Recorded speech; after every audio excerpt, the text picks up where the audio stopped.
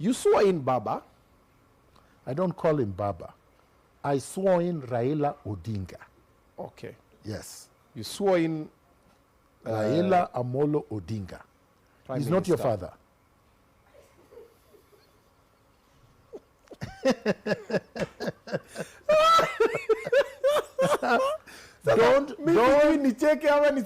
Don't denounce your father.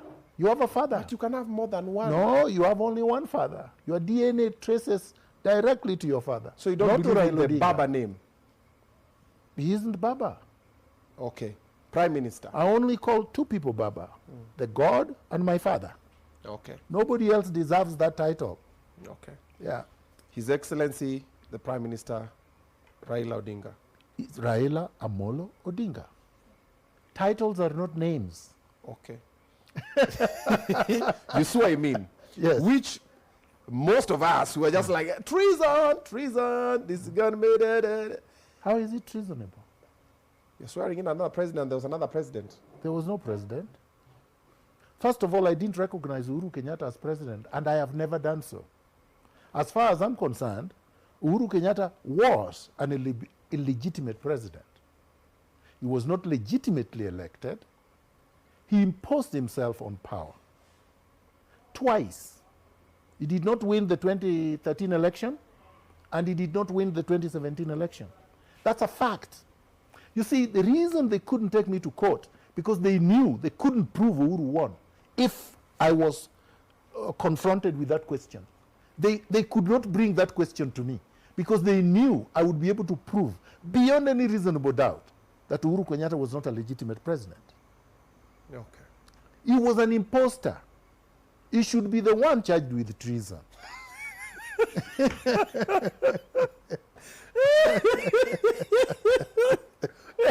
So when you did the swearing in, you recognized Raila as the president? Correct. He was the president. And up to now, I believe he's the one who won the election. Unfortunately, Raila is so cowardly, ran away from his own power. I gave him the power, which he deserved, because he won an election. But the cowardly, greedy man ran away from it and recognized an illegitimate imposter. See, that's the tragedy of Africa. Had Raila refused to surrender, we would have complete democracy in Kenya. Elections would never be questioned. Nobody would say, oh, were these elections legitimate? People would recognize the results because we would have put an end to it. But because we did not put an end to it, that's why he's still making noise, nyef nyef. If he had done what I told him to do, he would not be crying on the streets today. Let him cry very loudly. So you believe if Raila stuck to his guns right now, we'd be having Raila as a president? No, I said we would have legitimate democracy that everybody recognizes, and if you have elections, nobody would say, my election, my victory was stolen. No. People would recognize the results because we would have ended electoral injustice. That was my purpose. I wanted to end electoral injustice, which we have had since 1964. Kenyatta was never elected. Yeah, a lot of people don't run us back that time. People don't recognize the fact that in 1964, Kenya was a parliamentary state. It was not a presidential system. And KANU, as a party, won the election and KADU lost. Kenya African Democratic Union lost. And because KANU won, the leader of KANU became prime minister. He was not elected. Kenyans elected KANU, not Kenyatta. The party.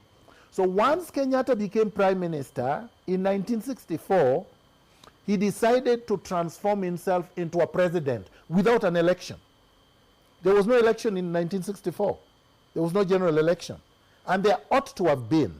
That was the birth of tyrannical and democratic governance in Kenya. Because whenever you're changing a constitution and bringing in a new order, you need to have either a referendum where universal suffrage prevails, or you have one man or one woman vote where people decide which direction they took. But this did not happen. So Kenyatta, people woke up one day and Kenyatta was president. Then he decided through choreography with Jaramogi and Tom Mboya to create a one-party state. They made KANU cross the floor in parliament and join, KADU joined KANU. And they merged into one party called KANU. So Kenya became de facto one-party state. There was no opposition. That was the beginning of the problems. And it took us from that time up to 2002 to correct that situation. Once that situation was corrected, we should never have reverted back to where we were before. But we did. By the time Uhuru Kenyatta is exiling me with Raila Odinga, we were worse than 1964, 1966. Because even though Jomo Kenyatta detained Jaramogi, banned KPU, and detained his colleagues, he never exiled them. He never told them, Jaramogi, you went to school in Makerere, therefore you are a Ugandan. He didn't say that. So, but look at what Uhuru Kenyatta and Raila Odinga did. They said, I'm not a Kenyan. And they knew I was a Kenyan. I ran for elections in Kenya in 2017. I tried to vie in 2007. I was his advisor for 3 years. How in the world did I turn into something else? The passport they said was not mine. They issued to me. And I traveled all over the world with it. I went to China, I went to the US, I went to Canada, I went to many countries using the same passport they said was illegal. So how come these countries did not see this passport as not being legitimate? In anybody's mind, does Kenya have more sophisticated equipment than the United States of America to be able to detect what is fake? So basically that was serving a purpose then. They feared me. They feared me and the National Revolutionary Movement, the NRM. Okay. They feared it, right? But why would Raila fear movement he helped create and that he was a member of? Right? Raila is the one who declared to the country the formation of NRM and said the National Rainbow Coalition had transformed itself into NRM. He said it. But like he did with other things before, he ran away from it. Remember how 1982 did not come out to be successful? The same Raila Odinga, a coward, betrayed his comrades. The same way he betrayed me. Betrayed his comrades? They were hanged, he was not. Why?